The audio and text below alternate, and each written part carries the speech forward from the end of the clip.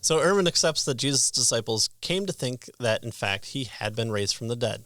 Okay, so he agrees with that. His argument against the burial of Jesus once again highlights Ehrman's way of, at times, telling only part of the story. That the resurrection account caught on is further evidence that this known tomb must have been emptied. After all, the claim would have been quickly disproven if Jesus' body had been found, put on display. There's a reason that the Jewish leaders went to Pilate and asked that guards be put on the tomb.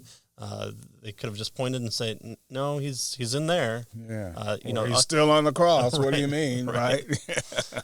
But we don't find this. We don't find it in Josephus. We don't find it in Philo. We don't see them writing about how this crazy sect calling themselves the Way or Christians. They think that their Messiah rose from the dead, but he's clearly in Joseph of Arimathea's tomb at this spot. We don't see that at all. Yeah. So since Christianity began because of an empty tomb and because of Jesus' earliest followers claimed that Jesus rose from the dead, what is the best historical explanation for this proclamation? And the tomb with no body, right?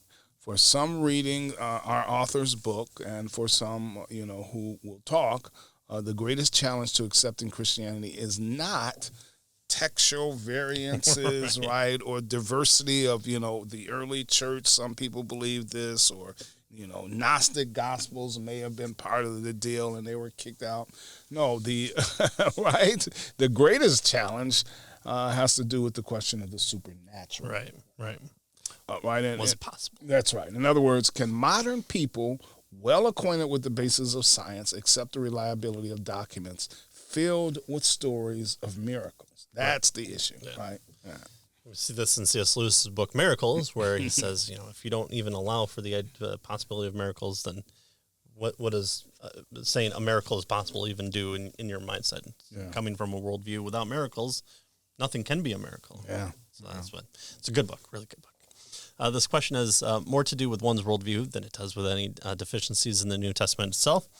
If there is a God who created the world, as the Bible claims, then miracles caused by God are not only possible, they are expected. Yeah. Arguing that the Bible cannot be true because miracles cannot happen is sort of like arguing that the earth can't revolve around the sun because everyone knows the sun revolves around the earth. Yeah. Okay. So not only is that talking about circular, but that's a circular argument. Right. Yeah. Right. Ecliptical argument. Yeah. So once you allow historical evidence to point you forward rather than holding an a priori bias against miracles, the evidence is amazingly strong for a bodily resurrection of Jesus. And this is what people like Gary Habermas try to do and others. Right.